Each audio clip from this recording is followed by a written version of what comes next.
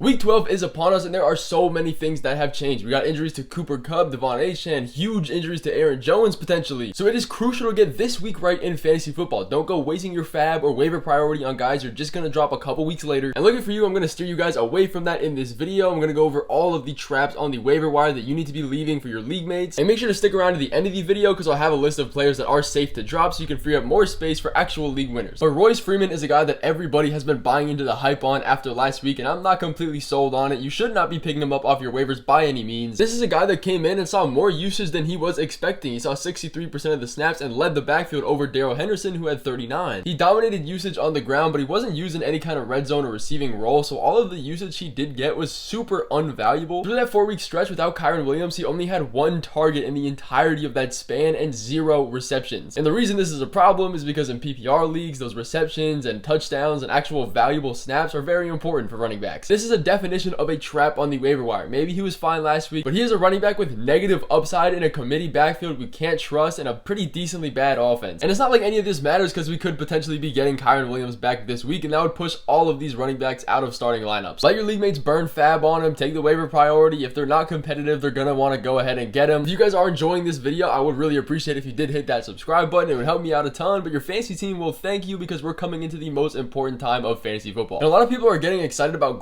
Dortch too. We don't need to be throwing fab or waiver priority on him. He's not going to be valuable for the rest of the season, and let me explain why people are wanting to get him in the first place. This is a Cardinals wide receiver that came out in week 11 and saw 80% of the snaps against the Texans, and more importantly than that, he had a day. 8 targets for 6 receptions and 75 yards as well as 14 fantasy points. A pretty good day all around, and you could look at this and say, well, he's a pretty electric wide receiver. He saw a pretty high target share. Why can't this continue? The reality of it is the only reason he's seeing this boost is because Michael Wilson isn't playing. He was out last week, and that pushed Dortch into the wide receiver 3 spot. There's simply no room for him to be viable or even a starting wide receiver until some of these wide receivers gets injured like Michael Wilson did. If one of these wide receivers in Hollywood Brown, Rondale Moore, or Michael Wilson were to continue to be injured for the rest of the season, he'd be a decent add, but it simply comes down to his play time. He's not going to be on the field, and you're not going to get fantasy points if you're not on the field, so it's better to leave him on the waiver wire. Michael Wilson has been coming into his own as well, so it's not like he can beat out any of these other wide receivers for more playing time. If anything, he could fight for usage over Rondale Moore, but he's still seeing a 60 to 70% snap share. And before the Michael Wilson injury, he was pretty much a non-factor. He has been good with Kyler Murray in previous years, but there's just no room in the offense for that to happen now, especially with Trey McBride coming into his own and James Conner coming back. But another upcoming receiver that everybody's getting excited about that, again, you don't need to be wasting your waiver priority on is Dontayvion Wicks. And if I'm being honest, I really don't want any of these pass catchers on the Packers offense. Over the past few weeks, Wicks has been atop this team in targets, but the Packers run a really spread out offense. There really is no clear wide receiver 1 or 2 or any kind of target guarantees, which could seem like a good thing, but it's really not when you're in this kind of offense. Everybody's going to get 4 to 5 targets a week, and you're going to hope that you can make something happen with them. Wicks has seen 4 more targets over the past 4 weeks and is averaging 50 yards a game in that span. But again, this is the Packers offense we're talking about. He has maybe a decent ceiling to be like a 10-point fantasy scorer, but his floor is insanely low at like 1 or 2 points. All of these pass catchers in the Packers offense just take turns on who's going to have a day. It really just depends on who scores the touchdown that week, which has been Romeo Doubs. But in general, I don't like any of these receivers on the Packers, especially not Dontayvion Wicks. Yes, he does have maybe some dynasty league upside, but in waiver wires, we really don't need to be wasting a roster spot on it. Even if one of these guys were to get injured, like we've seen in previous games with Christian Watson being injured, Wicks really isn't going to become a startable guy. He's going to be risky every week anyways. Another wide receiver we can temper our expectations on that has been increasing their roster percentage over the past few weeks is Wandale Robinson, and this is a guy that I actually really do like. He's versatile, he's really fast, he's dynamic. He's essentially the Giants wide receiver 1. He plays 70% of the snaps, and he's looked pretty decent in the beginning of this season. He can be fantasy viable maybe, but this entire offense is just a complete throwaway. This offense is bottom 3 in literally every single offensive stat you can think of. Total offense in general, passing attempts, passing yards, touchdowns, red zone efficiency, all of it. And it's been even worse with Tommy DeVito. Don't take this win over the Commanders out of context. Everybody passes on the Commanders. Everybody has a good game. They have one of the worst offenses in the NFL, and they allow some of the most points to quarterbacks and wide receivers in fantasy. And even knowing this fact that the Commanders allow the most fantasy points to every single team every week, he still only finished with 3 receptions for 35 yards. You would have thought if they won this game and put up over 20 points, he would have had a good game because there is no Darren Waller. No, he didn't. This offense is unpredictable. You can't trust him in your starting lineups. If he had upside and if he had a path to being fantasy viable, if he was in literally any other offense, I'd love it, but he still has not been able to produce as the number 1 option with no Darren Waller, so there really is no reason to roster him. But looking at a tight end that we don't need to be adding is Gerald Everett, and I've talked about this previous weeks in these videos, but if he's not on your waiver wire now, he definitely will be after the waivers waivers clear this week tomorrow. But he's been a plug and play guy that people have used throughout the entirety of this year. Everett went out with a back injury in week 10 against the Lions. He only played around 30% of the snaps. He didn't play in week 11. But first off, when he comes back from injury, this team has one of the toughest fantasy schedules for tight end points allowed. But the bigger reason is you'd think he'd have some kind of value in this offense in the circumstances they've been facing recently, because this is just an absolute cakewalk for him at least. But again, he has not been able to produce with the amazing circumstances this team is in. Mike Williams has not been playing. He's out for the season. Josh Palmer is on IR. The run game with Austin Eckler hasn't been looking the same. Nobody can catch passes. This all means he should be getting more work, right? We've seen this before in previous years, and this is the same case that I've been making for the entirety of the season. We've seen other wide receiver options in this offense get injured before. Last year was Mike Williams and Keenan Allen. And even with the absences of these top target getters, he still is not an integral part of this offense and has never been consistent. And being a tight end when there's injuries on the field and that still can't get you more field time or targets, that is an absolute negative. Another part to this is Donald Parham has been increasing his snaps throughout the season even before he got injured, and he is the tight end that they are using in the red zone now. I mean, he's 6'8", an absolute force. Everett just has absolutely no value now, especially with Parham getting more snaps. I wouldn't pick up Parham either. I don't want any of these guys, especially if they're both splitting snaps with each other. They're going to be touchdown dependent guys, and they really aren't used that much. I do want to quickly cover some quarterbacks as well, because I know a lot of you guys are streaming off the waiver wire. Zach Wilson, don't pick him up, drop him. I don't know why anybody would pick him up, but he has been benched for Tim Boyle. So with that being said, don't think you can pick up Tim Boyle and have him be a sleeper, because they have a pretty good offense with good stars and a good defense as well. He's not going to be fantasy startable. Don't waste your time on getting him. The same thing goes for Tommy DeVito. Yeah, he had a great game against the Commanders. Everybody has a great game against the Commanders. You can't take that away from him. He's still not going to be viable every single week. This offense is one of the worst in the NFL, but Desmond Ridder is another guy we can't pick up. He has been named the starter over Taylor Heineke. Same situation, bad coaching, bad offense, no fantasy points. I'm not assuming you would ever start these guys, but if you're watching these videos, you're smarter than the average person. Just want to get it out there just in case someone's considering it. But now for the promised list of guys we can go through and drop off our roster to make room for these real league winners. Again, guys, if you do want a list of the real league winners you can pick up off the waivers before it's too late this week, I pinned a video up here on the top. You can watch it after this video. It has timestamps all throughout it, so it's going to take 2 seconds to watch. If you want some extra insights, you can go check it out. But Josh Reynolds is the guy that we can be dropping off our roster first. He is not a guy that's going to have any value now that Jameson Williams is increasing his snaps. He's really been coming into his role as the field stretcher. He had his season high in snaps last week at 65. That's only going to continue. He's getting healthier. He's getting more involved in this offense. The reason we love Josh Reynolds is because he was that field stretching wide receiver 3 over Jameson Williams when he was out and still getting acclimated into the offense, because he had that touchdown upside.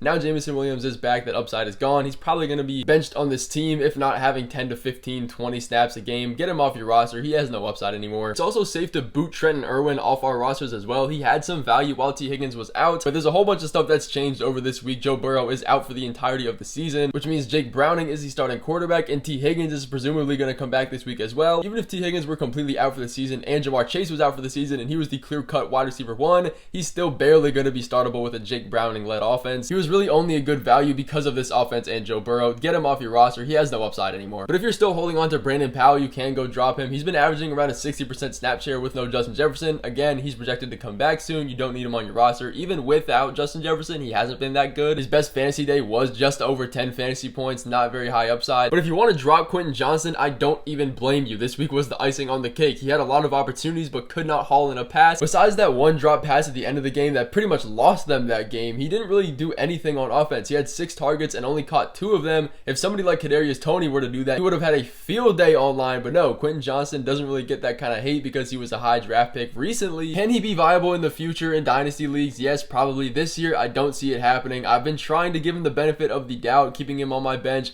I think it's time to drop him though. He's had the perfect opportunity and blend of success, but he hasn't been able to do anything with it. Again, Mike Williams out for the season. That put him as the wide receiver 2 or 3. Then Josh Palmer went on IR. That put him as the wide receiver 2, and now he still can't be efficient. I don't have much hope for starting him in our lineups. He's going to be extremely boom bust, and I don't know if the small boom percentage is really going to be worth it. But Zach Moss, if you still have this guy, please drop him. I'm only going to talk about this in one breath. JT is the lead running back. He quite literally has no upside anymore. He's only going to be rostered on your team if you do have JT. You can keep him as the handcuff. But another guy, speaking of handcuffs, we can drop now is Justice Hill. I've never been in love with these running backs for the Ravens. I mean, it's a full committee backfield. Everybody's splitting snaps, but now Keaton Mitchell is getting involved and he's officially overtaken him on the depth chart. Justice Hill had some receiving upside, had some yardage. That's all out the window now. Get him off your roster if you're still holding on to him. Going back to what I was talking about with Royce Freeman in the beginning of the video, we can drop him and Darrell Henderson as well. well. Besides the fact that Kyren Williams is going to come back, both of these running backs are going to have zero value once that happens. But as of now, they're in a 50-50 split committee backfield in a kind of bad offense. They really don't have any upside. Get them off your roster, get rid of the headache. They were good for a couple weeks, now they're not. If I had to pick one, Darrell Henderson would be the handcuff to Kyren Williams if you want to keep him. I don't really think it's worth it though, but that is going to finish off this video of the waiver wire traps. If you guys did enjoy, make sure to be subscribed and come back for the video tomorrow. You won't want to miss that one, I promise you that.